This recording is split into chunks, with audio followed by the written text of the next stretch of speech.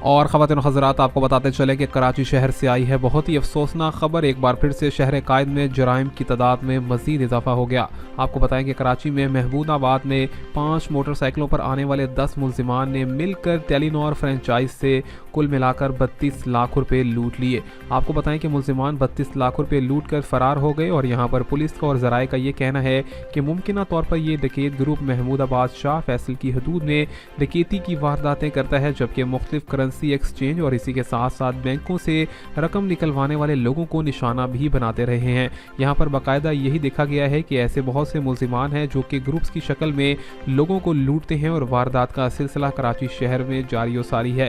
اس سے قبل یاد رکھا جائے کہ کراچی شہر کے اندر سخت پابندی عائد کر دی گئی تھی اسلحہ رکھنے والوں کے خلاف، اور اسی کے ساتھ ساتھ یہاں پر مراد علی شاہ کی جانب سے بھی یہ کہا گیا تھا کہ کراچی شہر کو صاف اور پاک بنائیں گے، لیکن فی الحال کے لیے کراچی کے شہریوں کو شدید مشکلات کا سامنا کرنا پڑ رہا ہے۔ خواتین و حضرات اس حوالے سے آپ کی کیا رائے ہے شہر قائد کے بارے میں؟ کمنٹس میں ضرور آگاہ کیجیے گا۔ ملیں گے نئی اپڈیٹ میں، تب تک کے لیے اللہ حافظ۔